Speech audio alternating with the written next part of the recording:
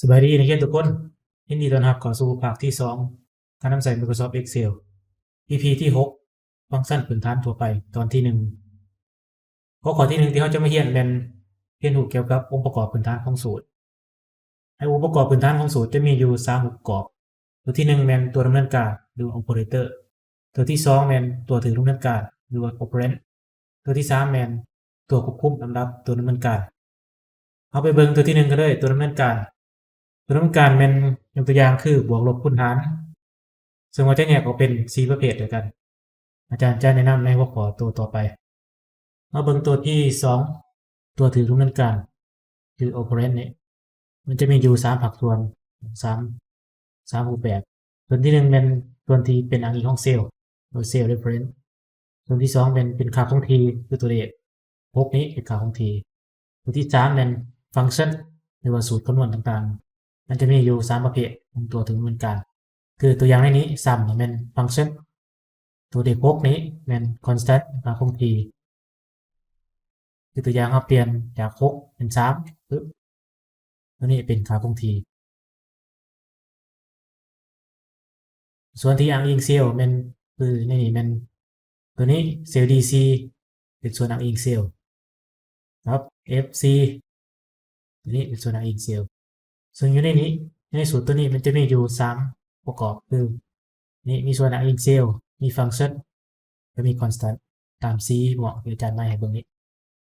มาเบิ่งตัวที่3คือเครื่องหมายวงเล็บนี้อาจารย์จะยกตัวอย่างหนึ่งให้เบิ่งคือเท่ากับเอาเซลล์นี้บวกให้เซลล์นี้แล้วบวกให้เซลล์นี้ปึ๊บจะออกเป็นตัวนี้ในนี้จะมีตัวอ้างอิงเซลล์คือ DC EC FC นี้และนอกจากนั้นยังมีตัวนี้ operator คือเครื่องหมายบวกนี้นี่เป็นองค์ประกอบของสูตรใน Excel หัวข้อที่2ตัวดำเนินการของ Excel ที่อาจารย์ได้อธิบายในหัวข้อที่1เกี่ยวกับองค์ประกอบของสูตรอยู่ในตัวดำเนินการของ Excel มันจะแยกออกเป็นอีก4ประเภทย่อยคือตัวที่1เป็นตัวดำเนินการทางด้านคณิตศาสตร์คือตัวนี้มันจะมีบวกลบคูณหารเปอร์เซ็นต์และยกกำลังนี้ตัวอย่างตัวนี้ของนี้เอา A6 บวกให้ B6 นี้ปึ๊บออกมาจะได้แบบนี้ตัวของนี้เครื่องหมายลบคูณหารจะเป็นแบบนี้ตัวดำเนินการตัวที่2ตัวดำเนินการเปรียบเทียบตัวนี้มันจะมีเครื่องหมายตัวกลับเครื่องหมายใหญ่กว่าเครื่องหมายน้อยกว่าใหญ่กว่าหรือตัวกลับตัวน้อยกว่าหรือตัวกลับนี้หรือว่าบ่เท่ากันนี้ตามที่ตารางอาจารย์จะยกตัวอย่างตัวหนึ่งคือห้องนี้เราจะพิมพ์ใส่เท่ากับห้องนี้ A18 เท่ากับ B18 ถ้าเลขเท่ากันมันจะขึ้นเป็น true ถ้าเราเปลี่ยนเป็นเลขต่างกันมันจะขึ้นเป็น false คือเป็นค่าที่ไม่จริงตัวนี้มันบ่เท่ากันมาเบิ่งตัวดำเนินการตัวที่3ตัวดำเนินการอ้างอิงมันจะมี2จับมีจุดและมียาวางมี3อันนี้2จับหมายถึงตัวอ้างอิงตั้งแต่คือตัวอย่างในนี้ A1 ถึง A10 ก็คือเอาตั้งแต่ A1 ถึง A10 ถ้าเป็นจุดคือตัวนี้ A1 ถึง AC B1 ถึง BC โปรแกรมก็จะหมายเอาจุดตัดระหว่าง A1 ให้ AC กับ B1 ถึง BC นี้โปรแกรมจะอ้างอิงเซลล์ในบริเวณนี้ที่อาจารย์หมายมุ่งนี้คือเป็นจุดตัดระหว่าง2ห้องเซลล์นี้โปรแกรมจะเอาจุดตัดบนมุมหมดนี้ไปเป็นตัวอ้างอิงถ้าใส่เครื่องหมายจุดมาเบิ่งตัวเครื่องหมายยาวางตัวนี้คือ A1 ถึง AC ยาวาง B1 ถึง BC โปรแกรมจะเอาจุดตัดจุดกึ่งกลางของ2ห้องตารางคือ C ตัวนี้กับ C ตัวนี้จะเอาตั้งแต่ตัวขอบเขตตัวสีเหลืองนี้เป็นขอบเขตอ้างอิงของข้อมูลแบบนี้ให้นักเรียนไปลองศึกษาเบิ่งเนาะในการใส่ตัวดำเนินการอ้างอิงนี้แต่ตัวนี้คือ A1 ถึง A10 มันตั้งแต่ A1 ถึง A10 เป็นเอามาอ้างอิงทั้งหมดมาเบิ่งตัวดำเนินการตัวที่4ตัวดำเนินการเชื่อมต่อจะมีเครื่องหมายเลขถ้าเราต้องการเชื่อมต่อของตัวนี้1,000กับกีบนี้เข้ากันเราจะพิมพ์เท่ากับติ๊กเอาของตัวนี้ตัวเลขนี้ใส่เครื่องหมายเลขแล้วติ๊กเอาของตัวหนังสือปึ๊บกด Enter ก็จะเป็นการเชื่อมต่อ2เสียงเข้ากันนักเรียนสามารถพิมพ์ใส่ตัวนี้เท่ากับยืม วงเยิมเป็นเราสามารถพิมพ์ข้อความใส่ได้ก็จะเป็นแบบนี้คือ 1,000 ต่อกับกีบเป็น 1,000 กีบอาจารย์จะยกตัวอย่างการนำใส่สูตรบวกลบคูณหารเกี่ยวกับตารางการผ่อนหอหมวดเครื่องในนี้ในสูตรพื้นฐานที่ว่านักเรียนจะต้องได้ใส่เป็นประจำนะครับในนี้เขามีตารางแบบนี้เขามาคำนวณตัวนี้เงินดาวนี้อย่างคือในนี้ราคาสินค้า30,000เงินดาวเป็น20%เปอร์เซ็นต์ในการดาวเป็น20%เดี๋ยวเราต้องการคำนวณเงินดาวใช่เราจะพิมพ์ใส่เครื่องหมายเท่ากับปึ๊บเอาราคาสินค้าไปคูณให้นักเรียนพิมพ์เครื่องหมายดาวนะอยู่ในคีย์บอร์ดแบบนี้แบบติ๊กเอาห้องเปอร์เซ็นต์ดาวนี้ปึ๊บกด enter ก็จะได้เป็นมูลค่าเป็น 6,000 นี่เราต้องการกู้มูลค่าที่ยังค่าก็คือต้องเอาของราคามาลบให้เงินดาวเราจะพิมพ์ใส่เท่ากับเอาตัวนี้ลบให้ของเงินดาวนี้ปึ๊บกด enter ก็จะได้เป็น24ราคาสินค้า30จ่ายก่อน6,000ยังเหลืออยู่24ต่อไปเรามาคำนวณตัวค่างวดต่อเดือนนี้ตัวอย่างจ่าย1 ปีอาจารย์จะแยกออกเป็นห้องหนึ่งต่างหากนี่เขาจะคำนวณตัวอัตราดอกเบี้ยร่วมก่อนถ้าจะพูดอัตราดอกเบี้ยร่วมเนี่ยเขาจะเอาเงินที่ยังค้างไปคูณให้ดอกเบี้ยนี้คูณในห้องดอกเบี้ยปึ๊บไปคูณให้12 เดือนคือ1 ปีนี้เขาจะได้มูลค่าของอัตราดอกเบี้ยทั้งหมดที่เราจะต้องจ่ายทั้งหมดก็คือเอาค่าสินค้าที่ยังเหลือนี้ตัวนี้ไปบวกให้อัตราดอกเบี้ยปึ๊บแสดงว่าเขาจะต้องจ่ายทั้งหมดเป็นมูลค่าตัวนี้รวมทั้งดอกเบี้ยเขาจะผ่อนเป็นเดือนในนี้อาจารย์จะเพิ่มห้องจำนวนเดือนขึ้นมานี้ห้องหนึ่งลองตัวนี้เท่ากับตัวนี้อ่านให้จำนวนเดือนหรือเขาจะใส่12 เดือนคือ1 ปีนี้แสดงว่าถ้าเขาจ่าย1 ปีจ่ายแต่เดือนมันประมาณตัวนี้2,130นี้เอามาทดลองคำนวณอยู่ในห้องตัวนี้พิมพ์เท่ากับปึ๊บแล้วคลิกใส่ห้องนี้มูลค่าที่ยังค้างนี้เราจะเปิดวงเล็บไป2 วงเล็บก่อนแล้วคลิกใส่ตัวเซลล์ตัวนี้ให้กด F4 ในคีย์บอร์ดถ้าเป็นโน้ตบุ๊กเป็นให้กดฟังก์ชันหรือว่า Fn กับ F4 เพื่อเป็นการล็อกเซลล์ตัวนี้ตัวมูลค่าที่ยังค้างนี้คือตรงนี้มันจะเป็น F6 ปึ๊บมันจะขึ้นเป็นเครื่องหมายดอลลาร์แบบนี้เพื่อเป็นการล็อกเซลล์ในการคำนวณไว้หรือว่าเราสามารถพิมพ์ใส่เครื่องหมายดอลลาร์คือเซลล์ตัวอย่างในนี้ F6 เขาจะพิมพ์ F เครื่องหมายดอลลาร์แบบ6ปึ๊บแล้วไปคูณให้เปอร์เซ็นต์ก็คือดอกเบี้ยนี้เซลล์ตัวนี้กด F4 ขึ้นกันปึ๊บจะเป็นการล็อกแบบนี้การล็อกเซลล์ในการอ้างอิงไว้แล้วไปคูณให้12คือ12 เดือนนี้วัน1 ปีเขาจะเอาแล้วบวกให้มูลค่าที่ยังค้างในนี้เขาจะใส่วงเล็บหรือว่าพิมพ์ใส่แบบนี้เดี๋ยวหารให้12 เดือนก็จะออกมาเป็นแบบนี้คือออก2130แมนตัวเลขกันเดียวกันก็เขาคำนวณอยู่ข้างนอกหลังจากที่เราได้สูตรแล้วคลิกใส่กุญแจนี้ให้เป็นเครื่องหมายบวกสีดำนี้คลิกเดี๋ยวลากไปเนาะนักเรียนจะสังเกตเห็นว่าเซลล์ที่เราล็อกไว้ก็คือเซลล์ F6 นี้ตัวสีเหลืองนี้มันจะบ่เปลี่ยนแปลงตัวนี้กับตัวเซลล์ดอกเบี้ยนี้จะบ่เปลี่ยนแปลงกันว่าเราล็อกไว้คือการกด F4 ไว้แต่ตัวเลขตัวนี้จาก12เป็น24คือ2 ปีปึ๊บ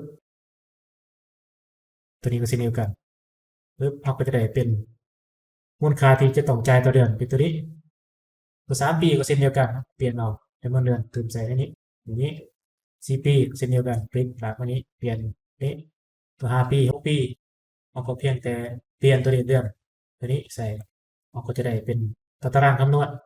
การคิดได้คำนวณแบบนี้ที่3มาเบิ่งการระวังซีดเราอยากตามซีดมาเป็นซีดจังรวบของมูลคำนวณกำไรขาดทุนนี้เราจะเอาซีดการขายนี้กับรายจ่ายการบริหารนี้เอาไว้อยู่ที่ทั้งหน้านี้ปึ๊บแบบนี้เราจะดึงข้อมูลตัวการขายมาใส่ให้ถึงทุกหน้านี้ตัวก่อนได้ครับรายจ่ายบริหารมาใส่ห้องตัวนี้ห้องที่2นี้เราจะพิมพ์เครื่องหมายเท่ากับแต่มาคลิกใส่ห้องตัวเซลล์การขายนี้เอาเดือนที่1 จะกด Enter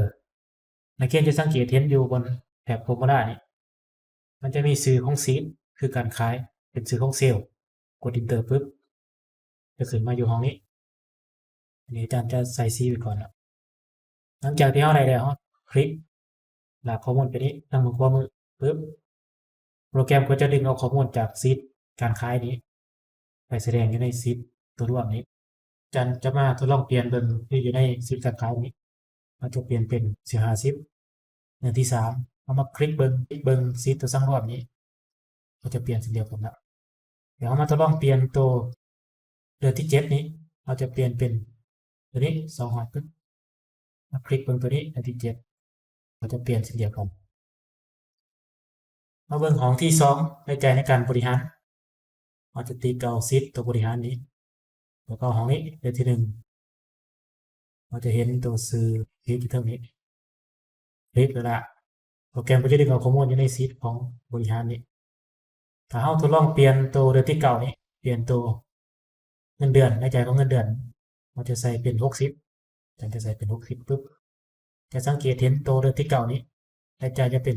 230อันนี้เดือนที่เก่าในใจบริหารก็จะเปลี่ยนสโลกันแต่จะไม่ซีตรงนี้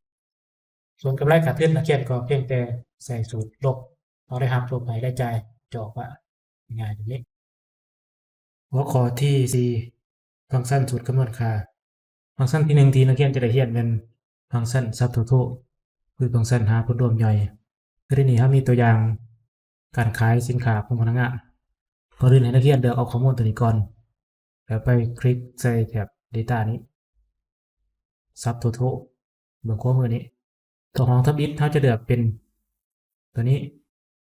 เอาเป็นได้ซื้อพนักงานขายของที่2 use function เราจะเลือกเป็น sum ซึ่งว่าโปรแกรมจะมีคำสั่งและคำสั่งให้เราเลือกอันนี้เราจะเลือกเป็น sum ตัวของ add subtotal เราจะเลือกมูลค่าเพื่อมาหาผลรวมใหญ่นะครับพนักงานขายแต่ละคนแล้วคลิกเสร็จปุ๊บก็จะได้ผลรวมใหญ่ยอดขายของพนักงานแต่ละคนขึ้นมานี้คือตัวนี้ก็จะมีให้นักเรียนไปคลิกใส่บนนี้เด็กหนึ่งนี้ปุ๊บอันนี้เป็นผลรวมทั้งหมดของยอดขายทุกคนเราจะใส่ C ไว้ก่อนปุ๊บหรือว่าตัวนี้ตัวเด็ก2เป็นผลรวมใหญ่ของแต่ละคนคือมันจะสร้างรวมใจซื้อพนักงานขายอยู่นี้ในนี้เราจะคลิกหลักมาไปบนขวาเพื่อเลือกแต่ละห้องในนี้ใส่ C คลิกเด็ก3ปุ๊บก็จะได้เป็นแบบนี้จะได้ผลรวมใหญ่ของแต่ละคนฟังก์ชันที่2ที่นักเรียนจะได้เรียนเป็นฟังก์ชัน sum เป็นการหาผลรวมทั้งหมดในนี้เรามีตารางพิมพ์ใส่เท่ากับเดี๋ยวพิมพ์สูตร sum ใส่หรือว่าเราจะคลิกตัวนี้ auto sum นี้โปรแกรมก็จะหาผลรวมให้ตั้งแต่เซลล์ที่เพิ่มมารุมนี้แบบนี้กด enter ปุ๊บเราก็จะได้ผลรวมข้อมูลค่าทั้งหมดหรือว่านักเรียนต้องการจะพิมพ์ใส่เองพิมพ์ใส่เท่ากับหรือว่าคลิกใส่ห้องบนนี้ห้อง formula bar นี้พิมพ์ใส่เท่ากับในพิมพ์ใส่ sum บนวงเล็บเราจะไปเลือกข้อมูลที่เราต้องการจะหาผลรวมทั้งหมดคลิกตัวนี้ปุ๊บตัวนี้แล้วกดวงเล็บปิดกด enter เราก็จะได้ผลรวมใส่สูตร sum เป็นสูตรที่ว่าหาผลรวมทั้งหมดคือเอาแต่ละเซลล์มาบวกกันทั้งหมดฟังก์ชัน sum มันสามารถหาผลรวมตั้งแต่เทิงมารุมหรือว่าตั้งแต่รุมขึ้นไปเทิงอันนี้อาจารย์จะยกตัวอย่างกรณีที่ว่า sum ตั้งแต่รุมขึ้นไปเทิงเราจะพิมพ์ใส่คือตัวนี้จะพิมพ์ใส่เท่ากับเดี๋ยวพิมพ์ใส่ sum sum เปิดวงเล็บเขาจะหาผลรวมเฉพาะพนักงานคนนี้ปุ๊บเซลล์นี้ปิดวงเล็บปุ๊บเราก็จะได้ผลรวมยอดขายของพนักงานคนนี้ฟังก์ชันที่3ฟังก์ชัน sum if เป็นการหาผลรวมอิงใส่เงินใครเดียวอันนี้เราจะหายอดขายของพนักงานโดยอิงใส่ซื้อพนักงานมาเบิ่งวิธีการสร้างกันเลยในนี้ก่อนอื่นเป็นนักเรียนจะต้องได้สร้างรายชื่อพนักงานอยู่ในห้องนี้ก่อนตัวนี้ของตัวไม้ซีนี้อาจารย์ได้เคยสอนอยู่ใน EP ที่3การใส่ Data Validation สอนสร้างวิธีสร้างรายการก่อนอื่นเป็นให้นักเรียนคลิกใส่ห้องรายชื่อพนักงานนี้แล้วไปคลิกใส่แถบ Data คลิกใส่ Data Validation เลือกเอา Data Validation อยู่ในห้อง around นี้เราจะเลือกเอาเป็น list ตัว source เราจะเลือกเอาอยู่ใน sheet staff ตัวนี้เป็นรายชื่อพนักงาน select เอาปุ๊บคลิกใส่ลูกศรคลิกใส่โอเคเราก็จะได้เป็น list รายชื่อพนักงานขึ้นมานี้มาเบิ่งห้องยอดขายตัวนี้แม่นเราจะใส่สูตร sum if ให้นักเรียนพิมพ์เท่ากับพิมพ์ sum if จะบ่มี s ตัวนี้นักเรียนสามารถคลิกใส่บนตัวหนังสืออยู่ตรงนี้ซุ่ม range material หรือว่าไปคลิกใส่ fx อยู่บนแถบ formula bar range ให้เราไปเลือกรายชื่อของพนักงานอยู่ในตารางยอดขายนี้ปึ๊บลงมาเอาอย่างนี้คลิกใส่ลูกศรคลิกใส่ criteria ตัวนี้เราจะเลือกเอาของตัวนี้ตัวไม้สีนี่คือเป็นชื่อพนักงานตัวที่เราจะมาร์กอยู่แล้วไปคลิกใส่ตัวนี้ตัวที่3ของที่3ของ sum range เราจะไปเลือกเอาข้อมูลที่ต้องการหาผลรวมคือของมูลค่านี้ตัวนี้คลิกใส่โอเคให้นี้ก็จะออกศูนย์อย่างว่าเราพัฒนาเลือกรายชื่อพนักงานเวลาเราเลือกรายชื่อพนักงานปุ๊บตัวอย่างเอาคนใดคนหนึ่งอันนี้ก็จะได้เป็นผลรวมยอดขายของคนนี้เราลองมากดสอบเบิ่งว่าเราคำนวณถึงผลนี้ก่อนอื่นแม่นเราจะจัดเตรียมข้อมูลตัวนี้ก่อนไปคลิกใส่ตัวนี้ซอร์ตนี้ A to Z ปุ๊บเราจะมา select ข้อมูลตัวนี้จะเห็นผลรวมอยู่ในแถบ status bar นี้26มันคือกันกับสูตร sum if ที่เราคำนวณออกมาแต่มาเบิ่งตัวนี้ได้ซื้ออยู่รุมชุดนี้เอามาทดลองเลือกเอาซื้อตัวนี้ปุ๊บคลิก select ลงมาเราจะเห็นตัวบนนี้ในแถบ status bar นี้มันจะมี2497650นี้แม่นตัวเดียวกันกับสูตร sum if ที่เราคำนวณออกมาแสดงว่าสูตรคำนวณเป็นถูกต้องมาเบิ่งอีกตัวอย่างหนึ่งในการใส่สูตร sum if อยู่ในตัวอย่างนี้เป็นการสร้างใบดุลเรียงตัวอย่างเราลงบัญชีวิสาหกิจไปนี้เราต้องการสร้างใบดุลเรียงเรามีซีทบัญชีประจำวันแล้วซีทใบดุลเรียงตัวนี้อยู่เราลงบัญชีไว้เราสามารถใส่สูตร sum if ในการสร้างใบดุลเรียงตัวอย่างของนี้เราจะพิมพ์เท่ากับพิมพ์ sum if แล้วคลิกใส่ range ปึ๊บเดี๋ยวเราจะมาเลือกเอาตัวนี้รหัสบัญชีตัวนี้เป็นตัว range ขอบเขตที่ว่าจะมาคำนวณในนี้คือเป็นรหัสบัญชีเป็นตัวเองไปคลิกใส่ fs นี้ตัว criteria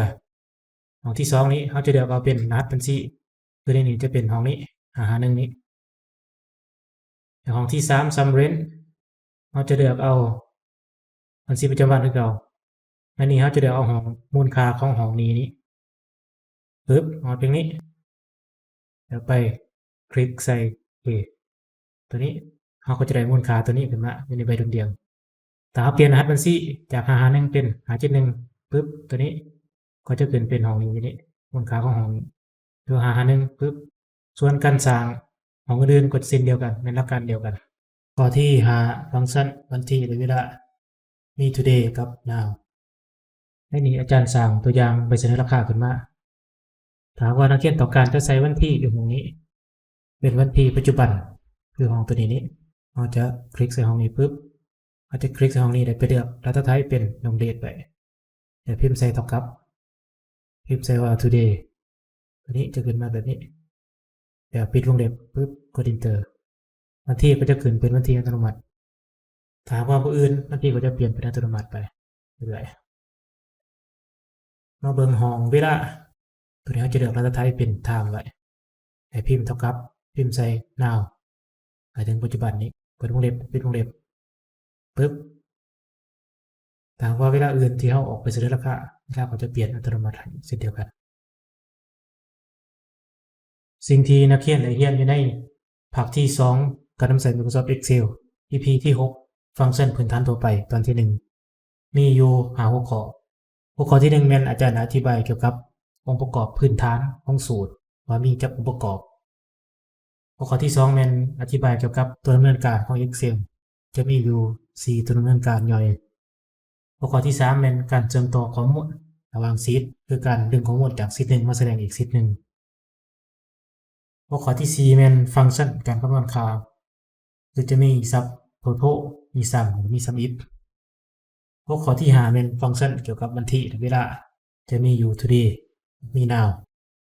ขอขอบใจทุกท่านพบกัน